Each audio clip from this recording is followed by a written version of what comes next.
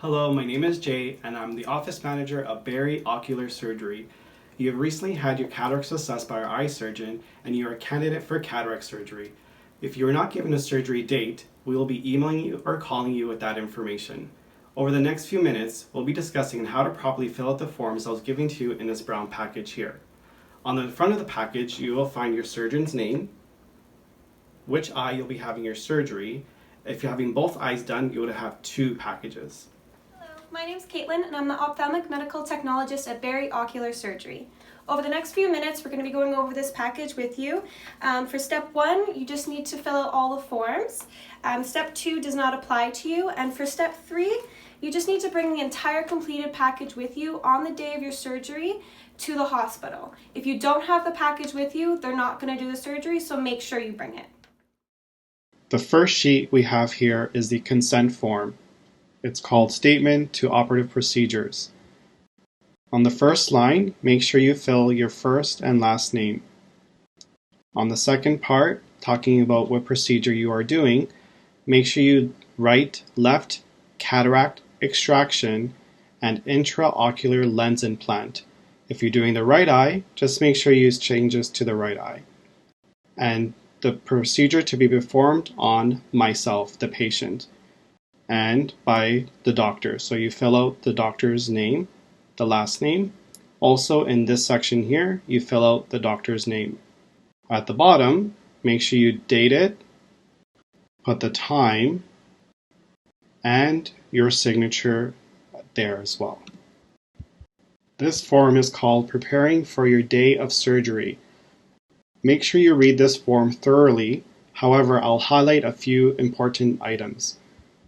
On a separate video, we'll be talking about the Anaesthetic Questionnaire and medication review.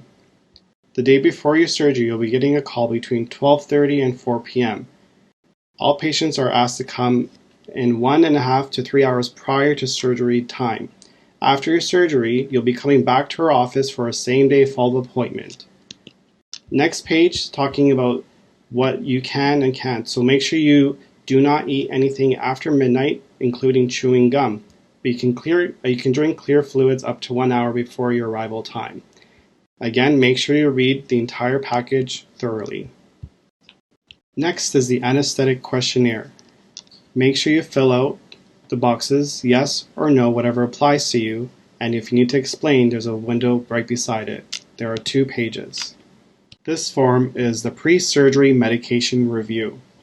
Make sure you fill your name, your pharmacy's information here, approximate height and weight. In this area, you fill out your allergies. For example, hives, rash, swelling, or difficulty breathing. Make sure you put in what type of reaction you get and what age it occurred. Over here, talking about intolerances, so example, nausea, upset stomach, dizziness, or hallucinations. Next page, talking about medications that you are taking. Fill out the drug, the dose, and how many times you take it. And then non-prescription medications, such as herbals or vitamins or anything like that. This form only applies to patients who are cannabis users. If you're a cannabis user, make sure you read thoroughly this form. If you have chosen an OHIP lens, then this form does not apply to you. If you've chosen a premium lens, then a fee will have to be paid towards the hospital. Down here, you'll find the fee of the lens you've chosen. If there's no fee there, please call or email our office and we'll give you that information. You must call this number here with the extension to pay for the lens at least 10 business days before your surgery. The sooner, the better. This page is your prescription. There's 3 different drops you're going to take that all start after your surgery. On the second page, you'll find some instructions. There's some activities. For example, you need to wear a shield at bedtime for 1 week. Only at bedtime. Do not rub your eyes or lift heavy objects. Go over this list extensively. Further down, you'll find information as far as when to take the drops. There's an antibiotic, a steroid, and an anti-inflammatory. For week 1, you're going to take your antibiotic drop 4 times a day. your steroid 4 times a day, and your anti-inflammatory once a day. For the following weeks, you'll find the information.